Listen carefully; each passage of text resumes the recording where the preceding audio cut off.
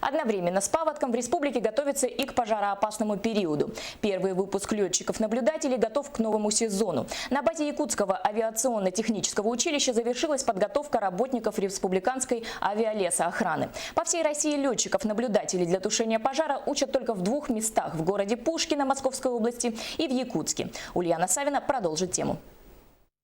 По итогам пожароопасного сезона 2015 года площадь пожаров сократилась в 50 раз.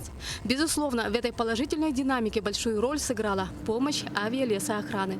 Ведь именно с высоты легче всего обнаружить и ликвидировать пожар в самом начале.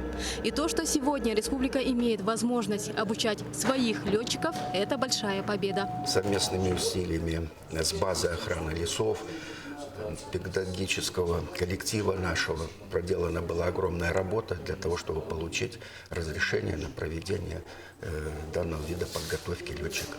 Средний возраст у нас, к сожалению, вот уже больше 40 лет, летнава, да, поэтому мы планируем такую работу проводить ежегодно и готовить по 4-5 человек ежегодно.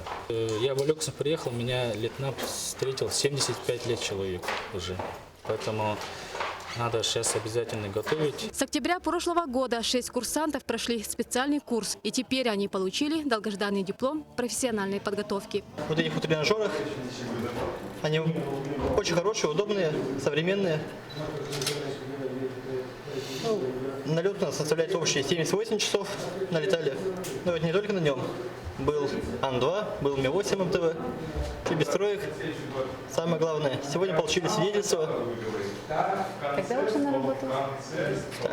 На работу мы ходим с 1 мая. Изначально я закончил высшее профессиональное образование по лесному хозяйству и работал в авиалесоохране.